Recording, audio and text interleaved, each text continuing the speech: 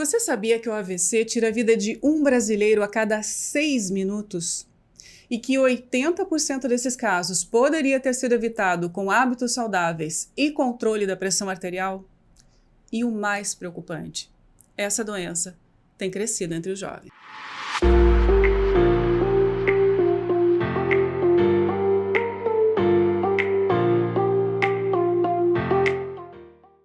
No episódio de hoje, nós vamos falar sobre os sinais de alerta que podem salvar vidas e como agir rápido faz toda a diferença.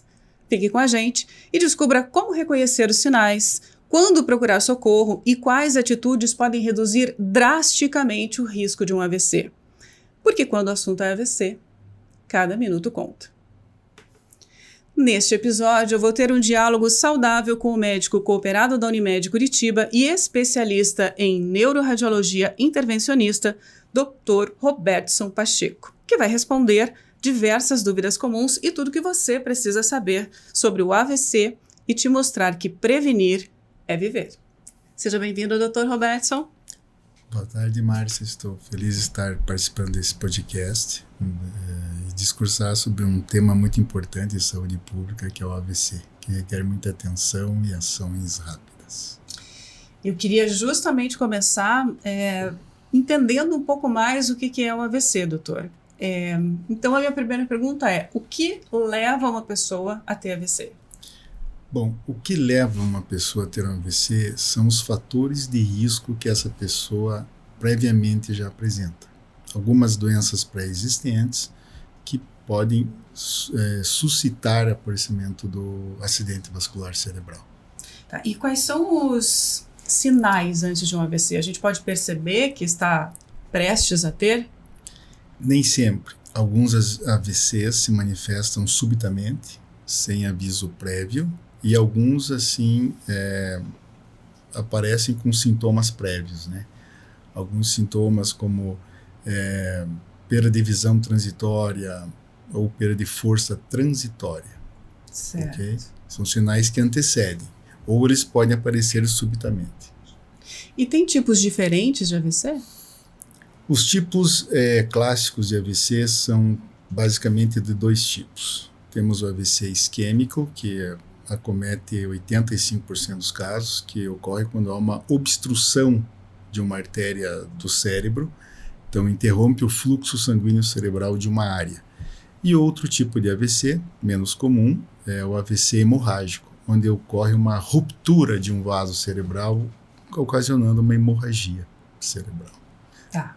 Bom, agora a gente já entendeu um pouco o que é o AVC. Então, a minha pergunta agora é sobre os fatores de risco. Quais são eles? O que pode levar uma pessoa a ter AVC? Os fatores de risco principais, assim, são hipertensão arterial, é o sintoma mais importante. Uma hipertensão descontrolada, isso eleva o risco, assim, de a pessoa ter um acidente vascular cerebral muito alto. Depois temos o diabetes, né? Temos o colesterol alto, temos o tabagismo, obesidade e sedentarismo, algumas doenças cardíacas como arritmias e o uso de algumas drogas, como a cocaína. E o estresse, doutor? A gente abriu uma caixinha de perguntas e essa foi uma pergunta que veio pra gente, se o estresse é causador também de AVC. Atualmente, vários artigos já científicos colocaram o estresse como um fator de risco para AVC, porque ele aumenta os níveis de cortisóis, que são hormônios produzidos pelo corpo, e isso acelera o aumento de cortisol, descompensa o diabetes. Secundariamente, coloca a pessoa no fator de risco de AVC. Certo. Outra pergunta que veio para a gente através das nossas caixinhas é se é hereditário. Então, uma pessoa que comentou que a mãe dela teve e ela estava preocupada que ela também pudesse ter. Bom, se nós entendermos que os fatores de risco, as doenças previamente que um paciente apresenta são hereditárias, então, se uma pessoa tem um AVC e é portador de hipertensão arterial ou diabetes, e os filhos, algum deles também, consequentemente, tem uma predisposição genética. tudo tem a ver com a presença desses fatores de risco transmitidos de pais para filhos. Então é mais pela hereditariedade das doenças Perfeito. do que do AVC. Exatamente. Especificamente. E também dos maus hábitos de vida também. Doutor, tem como fazer um teste em casa para saber se está tendo um AVC? Sim, rapidamente, se algum parente ou conhecido tiver alguns sintomas do tipo perda de força de um lado do corpo, a boca desvia para um lado, ou direita e esquerda, conforme a localização do AVC, uma dor de cabeça, uma confusão mental, isso são sinais que sugerem o aparecimento de um acidente vascular cerebral. Mas para resumir, lembra da sigla SAMU, né? Pede para a pessoa sorrir, já vai identificar se tem um desvio da rima bucal. Pede para a pessoa abraçar, pode perceber com isso se tem algum braço ou uma perna caída que não responde ao comando. E pede para ele falar, tentar falar alguma coisa. Daí você pode notar que ele tem dificuldade de articular as palavras ou até de entender uma frase. E tem um tipo de AVC silencioso? Os AVCs silenciosos, eles acontecem mais em pacientes com hipertensão arterial crônica. Isso causa uma doença de pequenos vasinhos cerebrais, que vai danificando esses vasos, vai prejudicando a circulação sanguínea cerebral. E geralmente o paciente vai tendo assim perdas do sistema cognitivo, ou seja, vai perdendo memória, algumas funções de atenção também vão sendo deterioradas de uma forma muito lenta. Certo. E tem também, doutor, o AVC isquêmico e o hemorrágico, né? Hemorrágico. Qual que é a diferença deles? O isquêmico, onde ocorre um entupimento, né? Um coágulo se instala de uma artéria no cérebro. Isso dificulta a chegada, interrompe a chegada de sangue nessa área do cérebro, o cérebro infarta e tem um AVC. O outro tipo é o hemorrágico, onde ocorre uma ruptura, o vaso se rompe, então temos uma situação de uma hemorragia cerebral.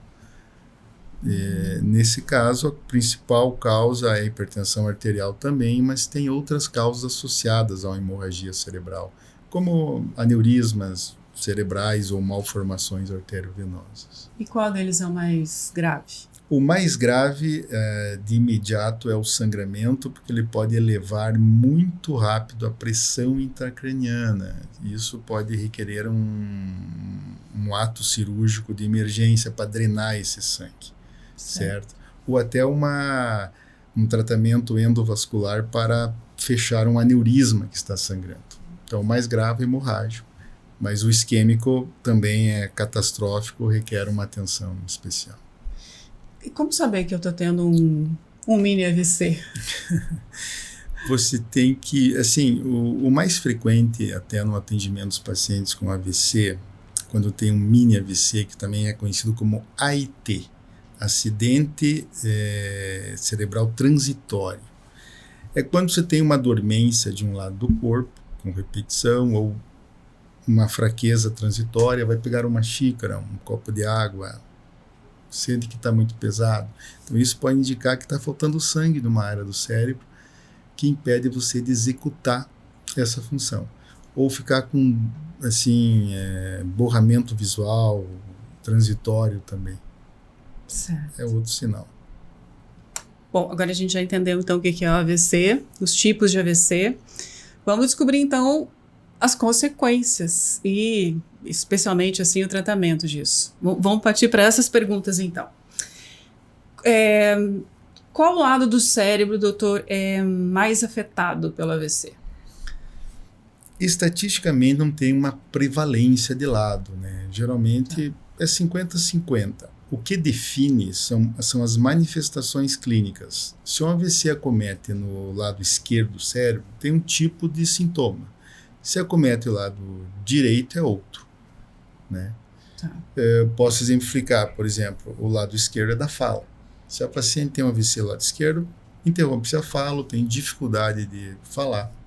No lado direito é mais assim concentração, é mais orientação espacial, fica desorientada, é mais a desorientação que predomina. É claro que o déficit de força muscular geralmente está presente. Se um lado do cérebro comanda o lado oposto do corpo. Se o AVC é à direita, eu tenho déficit de força o lado esquerdo, e vice-versa. Certo. Quais os tratamentos, acho que tem tratamentos mais avançados agora para o AVC, né? Exatamente. Basicamente, existem protocolos muito bem conhecidos do tratamento agudo do AVC. Quando chega um paciente assim com AVC, você tem que primeiro descobrir se ele é isquêmico ou se é hemorrágico. Então é feita uma tomografia, né? Se é isquêmico, se é até 4 ou 5 horas de evolução desse AVC, tem drogas que são administradas endovenosamente, né? Isso para dissolver o coágulo que está na cabeça. Se passou desse tempo, o paciente pode ser submetido a uma trombectomia, ou seja, você remove o coágulo lá por técnicas de cateterismo. Hoje é o tratamento até mais avançado para o AVC, é esse tipo de tratamento, que é a trombectomia. Trombectomia mecânica. Que é a sua especialidade, né? Que é a minha especialidade, eu trabalho nessa área e isso aumentou muito o índice de acidente vascular cerebral. Então, na semana passada, inclusive, eu fiz 3 trombectomias mecânicas para remoção de coágulo. Certo. Como que a gente... Qual é o primeiro procedimento? Assim? O que a gente tem que fazer quando vê que alguém está tendo um AVC? Perfeito. Primeira atitude. O AVC é um pilar, né? Você tem que reconhecer, ter conhecimento para notar que é um acidente vascular cerebral e depois tomar medidas rápidas. Como você falou no início, tempo é cérebro, né? Então, cada minuto conta. Reconhecendo o paciente, assim, qualquer confusão mental ou qualquer distúrbio de fala pode ser um AVC. Reconhecido, ligue para um serviço de emergência. O serviço mais preparado para atender de emergência o AVC é o SAMU. Então, o SAMU hoje é orientado para levar para centros de referência de tratamento de AVC. Então, não faça nada, não queira levar o seu parente ou conhecido de imediato. Ligue para o SAMU, ele dá todo o suporte necessário para atender esse paciente. Tá. Então, fazendo o SAMU, que o senhor falou já, né, reconhecendo que é um AVC, para ser bem didático, assim, a gente deixa a pessoa de pé, sentado, deitado, qual que é o procedimento? Boa pergunta. Primeiro, deixar ele de uma maneira deitada, mas principalmente preservando um pouco as vias aéreas, a cabeça um pouco elevada, que ele possa abrir as vias aéreas, chamar imediatamente o serviço de emergência. Nada mais que isso. Verificar que ele está respirando e manter um pouquinho só de elevação a cabeça, uns 30 graus, já é o suficiente. E chamar o SAMU. Bom, para finalizar, doutor, eu queria falar sobre quem está mais vulnerável e principalmente como reduzir os riscos do AVC, né? Tem um perfil de risco, assim? Tem. Pacientes que têm hipertensão arterial descontrolada, que tomam a medicação de uma forma irregular, ou a diabetes também não segue orientação médica. Hoje, atualmente, nessa vida muito dinâmica assim, das cidades grandes, a pessoa não tem tempo até de se cuidar, né? Então, uma alimentação errada, a falta de prática de exercícios físicos, né? O tabagismo, o sedentarismo. Então, tudo isso deixa a pessoa vulnerável. É claro que tem alguns grupos que são vulneráveis mais. Eu vejo, como você mesmo falou, né? O AVC está incidindo mais em pessoas jovens, né? Por quê? Em pessoas jovens é mais para os hábitos de vida errado, né? Muito ligado à alimentação e à falta de prática de esportes regulares. A gente falou agora, né, que está atingindo muitos jovens, mas tem uma idade mais comum? Isso. O pico de incidência do AVC isquêmico e hemorrágico começa a partir dos 55 anos. Esse é o pico prevalente do AVC, mas estatísticas atuais demonstram uma incidência mais precoce, a partir dos 40 anos. Assim. Abaixo disso, quando o AVC ocorre, é algo muito específico, é fora de curva. Tá. E acomete mais homens ou mulheres ou não tem essa distinção? Assim,